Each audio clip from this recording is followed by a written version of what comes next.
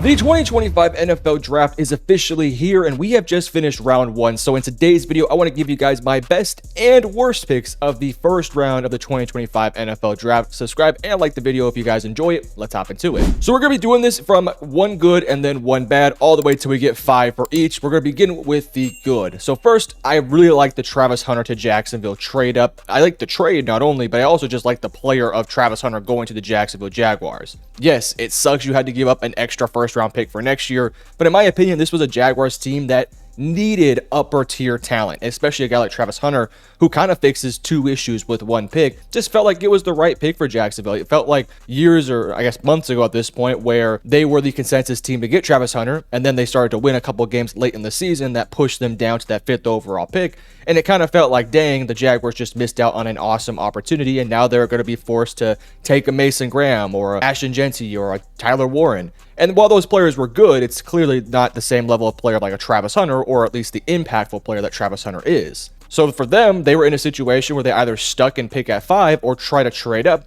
And what's kind of weird about the whole thing is there wasn't too much speculation about Cleveland trading down until like few hours prior to the draft, and then all of a sudden the trade gets put through. And for Jacksonville, I think it was extremely smart and wise to go ahead and pounce on the opportunity immediately, because they get a dude that solves some of the receiving issues, especially outside of Brian Thomas Jr. They didn't really have anybody you felt extremely confident in. And he also fixes some of your secondary issues, where I look at that secondary for Jacksonville, and I don't know if they have a true cornerback 1 who can play on the outside. So for the Jaguars, I don't know how they'll deploy him. I don't know if they'll use him on every single down, but I could see a world where in his rookie season, he plays a lot of snaps on both sides, and then heading into next year's draft, maybe they look to draft a corner and then exclusively play Travis Hunter on offense with some packages on defense, just to kind of minimize his workload. But however they decide to deploy him, they're going to get an awesome player. So this one to me was a home run hit. Then we move over to some of the bad picks of the draft, and we're going to talk about Tyler Booker to the Dallas Cowboys. Now, admittedly speaking, I don't dislike this pick a lot. I think there is some good value to this pick, but I also just feel like, man, taking a guard at 12 who has movement issues is just always going to be a questionable pick for me. Now, I will say this, Booker is one of those dudes that everyone seems to like. Seems to be a great culture fit, which, you know, for the Dallas Cowboys seems to be something they really care about. So I don't necessarily hate from that perspective. I actually think that's a really good decision. I just kind of look at the player himself and say, you know what, like drafting a guard at 12 is always going to be questionable. But then you look at Booker specifically and you say, you know, I don't know if he's going to be good in outside zone or just zone schemes in general, which Dallas has run a decent amount of zone, and I don't feel too comfortable with Tyler Booker running those type of plays. Now, granted, maybe they could tailor their offense to Tyler Booker and have it be a much more gap scheme type running game, which they will do, but I just really worry about what that could look like, especially against some of these really twitchy and juiced up defensive tackles like the Dallas Cowboys have one in Osa Digizua. And I could see Tyler Booker struggling against that guy, or like a Dexter Lawrence, who's a freak athlete, or Jalen Carter, who's also a freak athlete. So while I do think it was a wise investment to get an offensive lineman,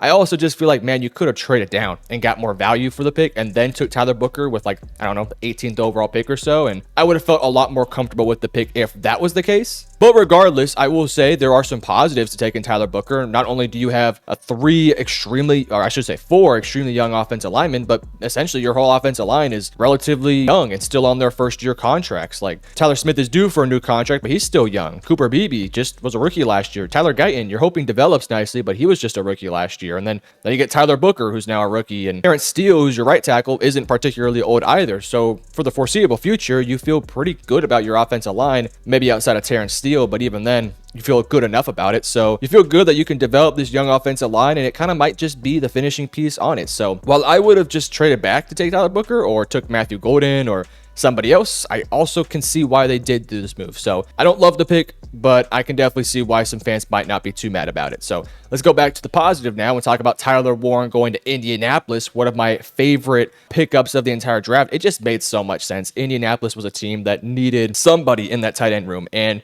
Tyler Warren kind of fits exactly what this team wants to do. They want to run the football. Tyler Warren is a big physical guy who can do some things in the run game while also being just a reliable target for Anthony Richardson to throw the ball to. One of the issues that I felt like this Colts team has had ever since they drafted Anthony was they never felt like they had a consistent safety blanket for Anthony to get the ball off to.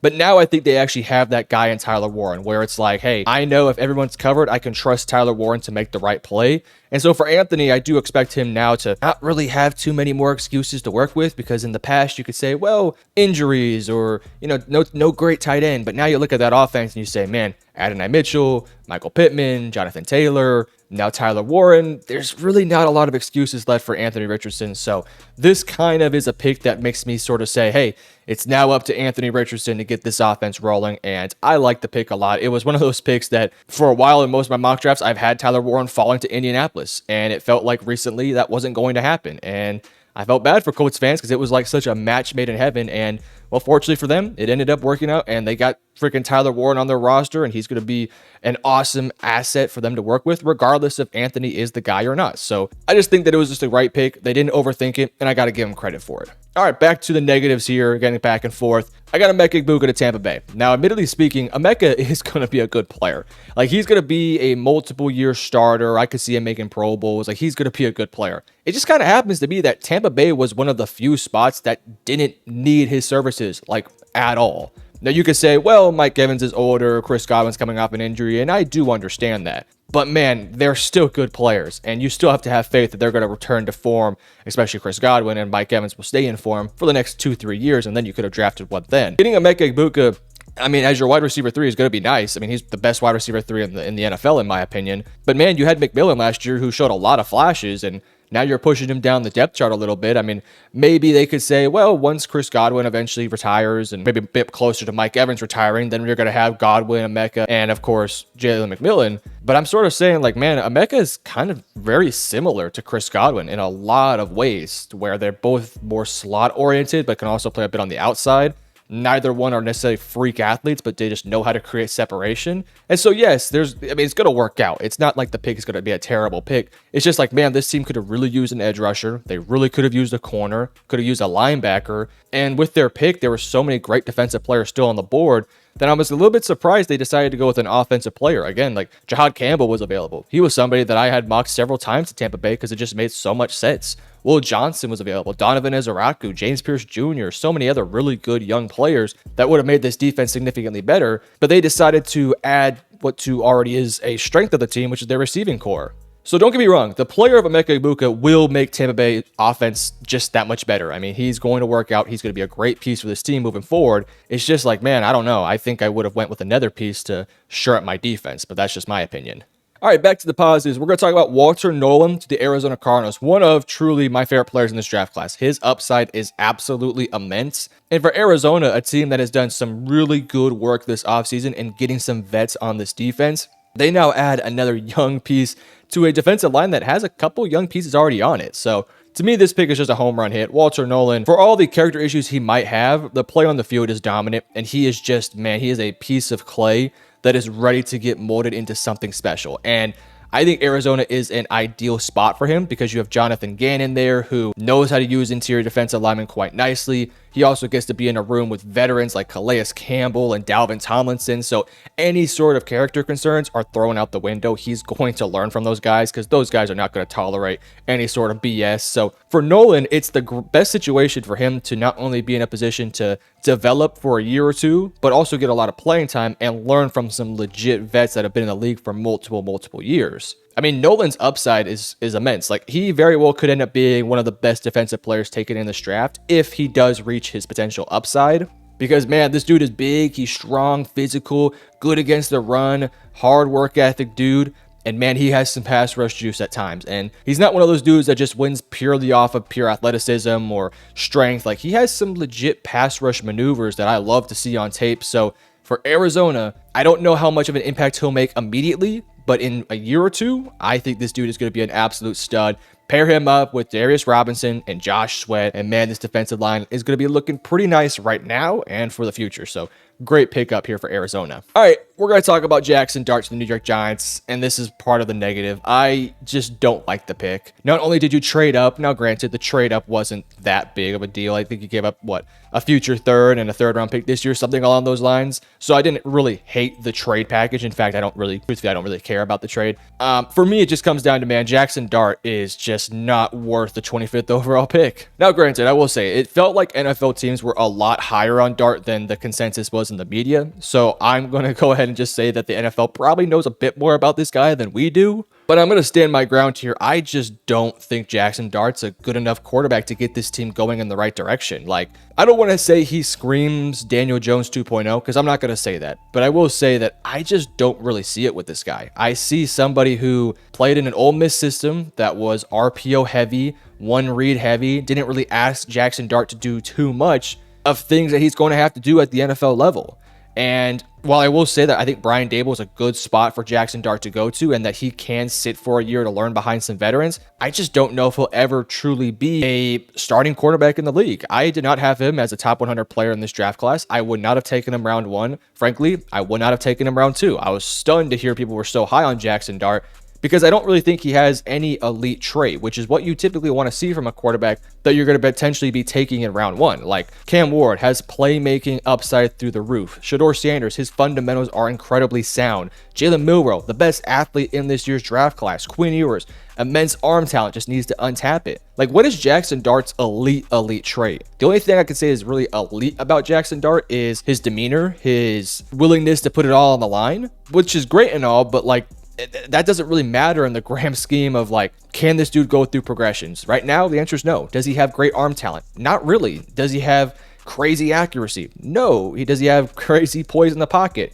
It's okay, but it's like, you get my point here. It's just like, you're not checking off any of the boxes of having any sort of elite traits. So I just think at his best, Jackson Dart is a okay starting quarterback, which I don't think you take at pick 25, especially with Shedeur Sanders still on the board, who I think at the bare minimum, while I don't think Shedeur is going to be an incredible quarterback, at the bare minimum, he's going to be a solid enough starter. Like, that's who I think he's just going to be, like a capable quarterback that can go through reads and make tight window throws. Like, that's what Shedeur can do. I don't really see that with Jackson Dart. Now, granted, if he develops and if the team does a really good job of turning him into the quarterback that they think he can become, then okay, cool. But I don't know, to trade up into the first round to spend 25th overall pick on a guy in Jackson Dart, especially with how the board fell and how many great defensive players were still available. Like, I'm not saying they would have taken him at 25. It's just, I don't know. Jackson Dart feels a little rich for me, but you know, the Giants were at a point of desperation. Let's just keep it real. So I can kind of understand it, but man, just not my favorite pick at all. All right, back to the positives though. Jahdae Barron to the Denver Broncos. You guys know, if you've been following this channel during the offseason, Jahdae Barron has been one of my guys for the foreseeable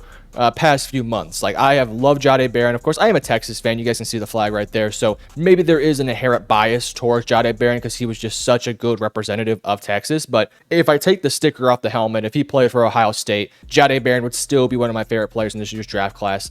And for Denver to get him, a defense that was already ridiculously good, but maybe was lacking another secondary member opposite of Pat Surtain, well, they just got Jahdae Barron, who I think is an awesome scheme fit. They're also just putting him in a situation to succeed at an extremely high level, because they're not going to ask him to be their cornerback one. And they're not going to ask him to be the greatest player on this defense, which a team like maybe Carolina would have asked Jahdae Barron to have to do, or, you know, another team that could have potentially taken him. But no, he gets to play opposite of Pat Surtain, and he can just do whatever they need him to do. If they want to put him in the nickel, sweet. They want to put him as an outside corner, sweet. Want to put him at safety? I think he can do so. So it's one of those things where typically I don't like it when teams take a position that they don't really need to take if they take that round 1. Like, I'd rather see for example, the Denver Broncos, they need a running back, they need a receiver. So those would have probably been what I would have done here. But Jahdae Barron to me was a top 15 talent. He falls to you at 20. You had a somewhat need at corner. And man, you want to just put together the nastiest defense and rely on your defense to win a championship. And I think very well this team might have put one of the final pieces onto what is already a great defense. And I think they'll draft running back or receiver rounds 2 or 3 or whatever they might have. So I think the Denver Broncos killed it with this pick. I love Jahdae Barron, a ball hawking corner, wherever you want to use him. Good in coverage, sticky player, physical tackler. Isn't the biggest or fastest guy in the world, but hey, he ran a 4.39, so there's clearly something in there. So shout out to Jahdae Barron, man. I'm just so happy for the guy. It was a great spot for him too. Not to mention, he will be one of the leaders on that defense, him and Pat Surtain. It's just going to work out. All right, back to the negatives here. And we're going to talk about another trade. And this one's James Pierce Jr. to Atlanta. Now, more specifically, I'm going to talk about the trade compensation here because it was kind of a steep price. Now, don't get me wrong. Atlanta did get, obviously, a first-round pick this year and, of course, a third-round pick as well this year. But in return, they had to give up, 2 first-round picks So they gave up Falcons trade 46, 242, and a first rounder in 2026. The Rams pick at 26 and 101. So the Falcons essentially traded a future first round pick to move up 20 spots and gain an additional third rounder. I just don't like that, man. Trading up, especially like with the Giants, where the Giants just gave up like 2 third-round picks to move up, was it 10 spots? And I get it, you're moving up 20 spots or not 10 spots, but I don't know, to give up an additional first-round pick feels like insane value, especially when, like, man, the board fell quite nicely for Atlanta in this draft. Like, Jalen Walker in round 1 was a steal for them. And then in round 2, it's looking like potentially Mike Green or Donovan Ezeraku could still be available. Like, if you wanted to take those guys, you could have waited till day 2 and then moved up like 15 spots and didn't have to give up that future first round pick. And just frankly, in my opinion, I don't think James Pierce Jr. is worth a trade up in this spot. Like, I did not have a first round grade on James Pierce Jr. I thought at the bare minimum, he would be a late first, early second round pick. And Lord behold, he ends up going here at 26. So it kind of ended up being true. I just didn't really feel like Atlanta needed to do this. They already have some young defensive linemen. You brought in Jalen Walker, who probably will play off-ball linebacker for you, but also can be a blitzer who creates havoc on a quarterback. So you kind of address that need with the pick.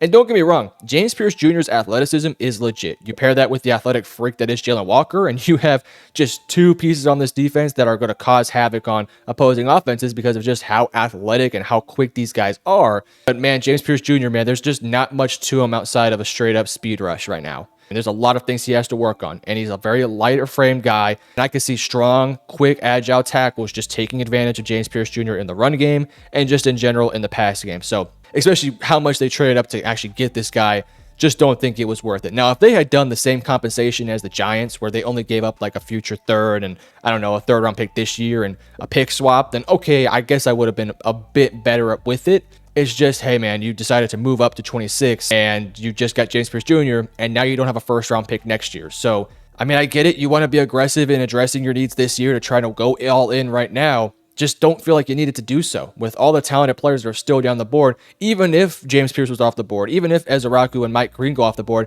Braden Swinson, Nick Scourton, like those are all really quality players that are going to be down the board there for you. So I just feel like it was a massive overreach and just something they didn't really need to do. You paid too much for James Pierce Jr. and I just don't think it's going to work out too much for you. So kind of is what it is. All right, and the last best move of the day, Jihad Campbell to Philadelphia. I would make the argument that this was the best overall pick in the draft. I have a top 10 grade on Jihad Campbell. I thought he was a lock to go top 15 or even at the latest to Tampa Bay at, I think they have 19 or so. But he falls to 31. Now, yes, there is a shoulder issue, and there was probably medical reasons as to why he did fall down the board here. But man, even if he has to sit for a year, Jihad Campbell has legit Pro Bowl upside. And so for the Philadelphia Eagles, who just are coming off a Super Bowl, who already have some dang good linebackers in, of course, Bond and Kobe Dean, and they also took, I think, Jeremiah Trotter, they didn't really need a linebacker.